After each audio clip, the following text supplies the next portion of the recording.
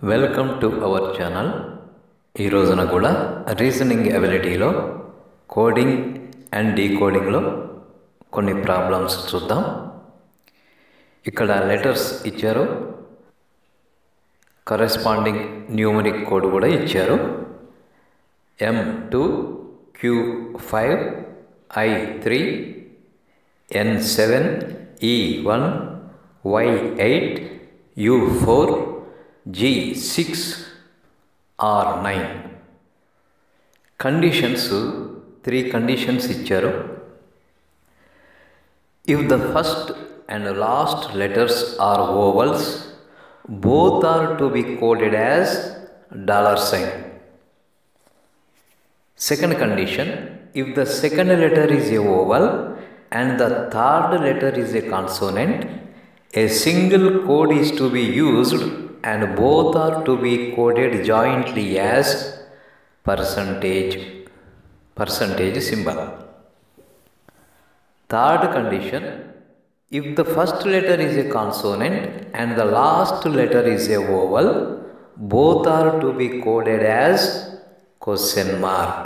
Question mark సైన్తో చూపించవలసి ఉంటుంది. ప్రాబ్లం ఏంటంటే ENIEMY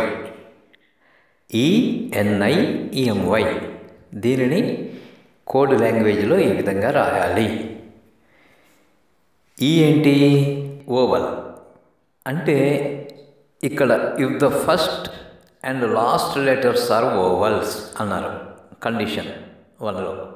ఇక్కడ first vowel, last Y, vowel కాదు. అంటే ఫస్ట్ కండిషన్ని ఫుల్ఫిల్ చేయడం లేదు. ఇక లాస్ట్ కండిషన్ చూస్తే if the first letter is a consonant, ఇది కాన్సోనెంట్ కాదు.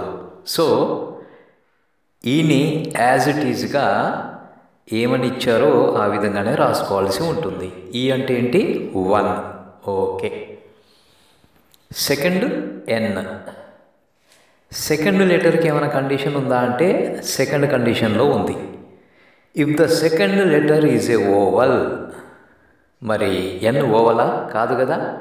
సో ఎన్ను కూడా యాజ్ ఇట్ ఈజ్గా రాసుకోవాలి. ఎన్ అంటే 7. ఇక థర్డ్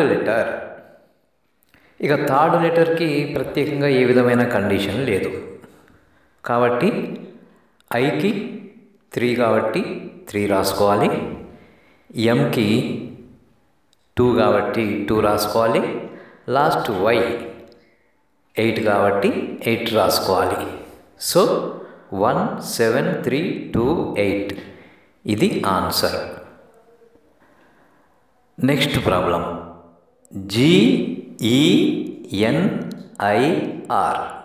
దీనిని కోడ్ లాంగ్వేజ్లో ఏ విధంగా రాయాలి? జీ ఏంటి? కాన్సోనెంట్. కాన్సోనెంట్ గురించి ఏమైనా కండిషన్ ఉందా అంటే